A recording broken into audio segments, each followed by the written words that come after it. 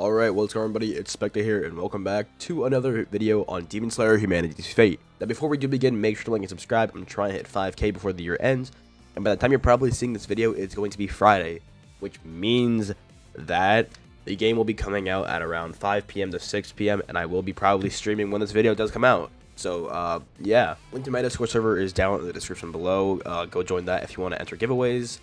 Also, Humanity's Fate Discord server is down in the description below as well. And yeah, let's get straight into the video. Alright guys, so today I'm gonna be hitting you guys up with a beginner's guide to Demon Slayer Humanity's Fate. Also, yeah, my voice might sound a little weird right now. It's because I'm actually sick once again. It's kind of funny how this works because on my first Humanity's Fate video, I was also sick, and that was literally like 2.5 weeks ago. And I'm sick again, and this will probably be like one of my last videos in the testing place. So the game is set to release literally by the time you're seeing this in a couple hours. Right now I'm recording it on a Thursday though, so the day before.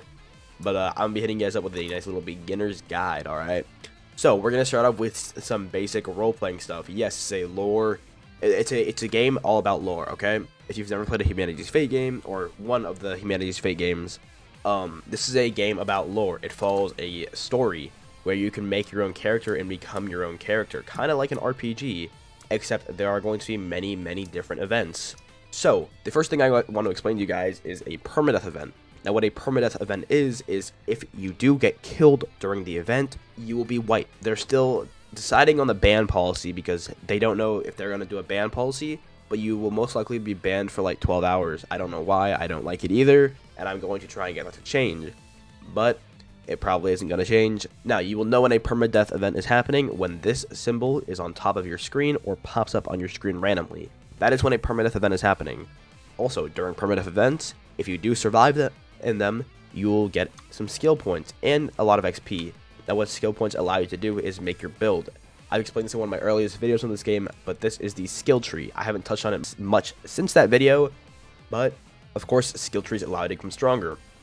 Mind really focuses on like some iframes and just like visibility stuff, but it also gives you one of the most important skills in the game, in my opinion, which is uproar, which is pretty much venting from deep woken. It will build up a bar when you're being hit. It'll build up a bar. And then when that bar is filled, you press E or whatever keybind you set it as, and it will push the enemy back. So you will be able to get skill points if you do survive a permadeath event, which is the bonus of it. And I think you get a good amount of them as well. And you will need skill points to make your builds. So I highly recommend you guys take place in a lot of those permadeath events. Now, I don't know how many specifically are going to be held a day, but it's probably going to be around like 4 or 5 a day. And most of them will be held after like school hours. So like between 3 p.m. and like 10 p.m. I'd say is when they're going to be being held. So you'll have a chance to get at least 1 or 2 done during the day. And let's say, you know, you don't attend any permadeath events because you're scared of getting wiped.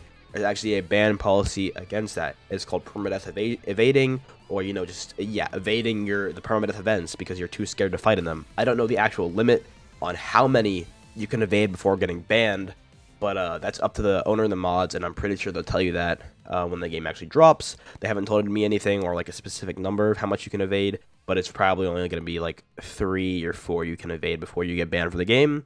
You can make an appeal if you have something to do in like your day-to-day life, and you can't make it to most of them, or you go on vacation. You can explain that to them. But if you're simply playing every day, but you're not attending any of the permadeath events, that can get you banned from the game. There has to be that risk factor. You have to take that risk factor to actually, you know, play the game. But I assume most people won't have that problem because it does give you a good amount of rewards. And yes, you can just camp the entire permadeath event. You can do that. But, you know, why not be a pussy and play the game? Permadeath events will happen on random times. So there will be permadeath events. Or during lore events, permadeath will also probably be active because that's what, you know, when lore is happening. There's those 2 types of things. So there's permadeath events and then there's lore. Both of those times, permadeath will probably be active. Next, I want to touch up on how you guys should most likely, you know, talk during lore. So there's a command called lore action. As you guys can see up here, you can type exclamation lore action, and you know you'll see this request sent.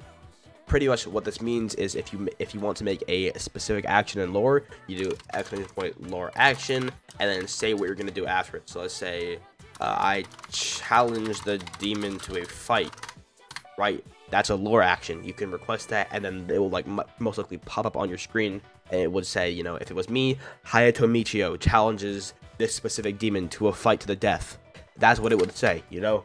So that's what a lore action is. So if you want to make a specific action in a lore, you know, that's what you're gonna have to do. Now, I don't know what this specific command HFLA does. I forgot what it does.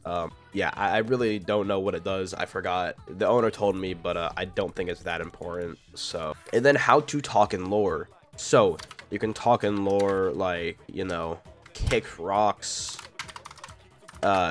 gets angry. These are like the kind of like people would say these are cringe lore actions, but I mean during lore, this is what you know you're gonna have to do.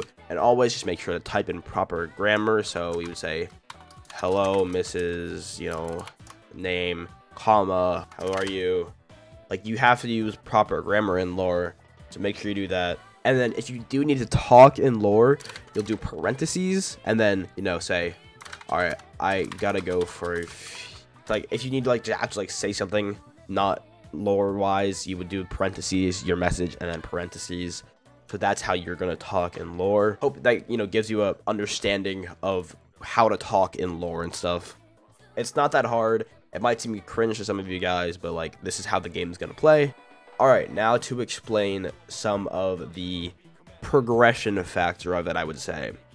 So for progression, if you want to have more of a breathing bar, you can see these gourds lying around. So, you know, these gourds, you can buy them, or you can like spend money and use them, and then you can train your breathing.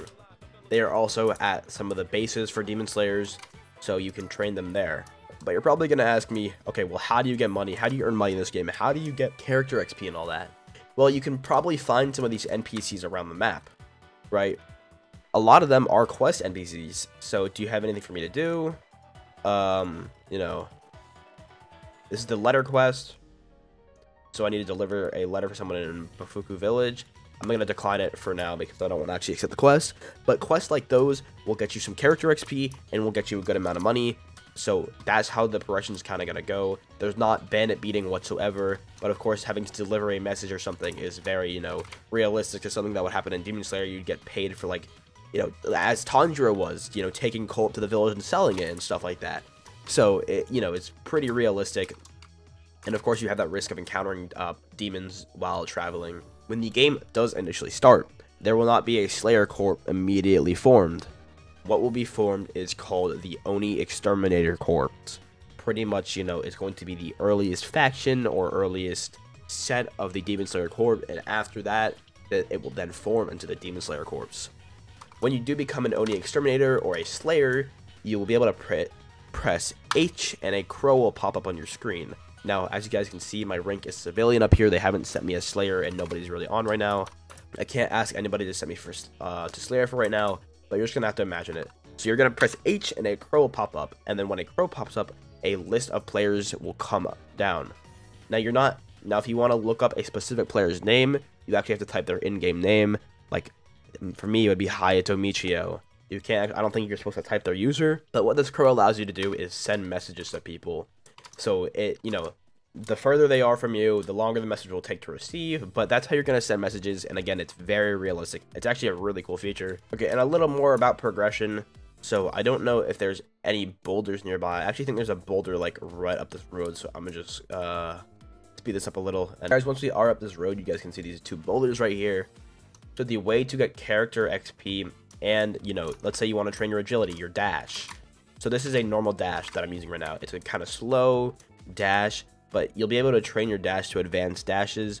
Now, in the first month of gameplay, there's actually, you know, not going to be, or no one's going to pretty much have advanced dash.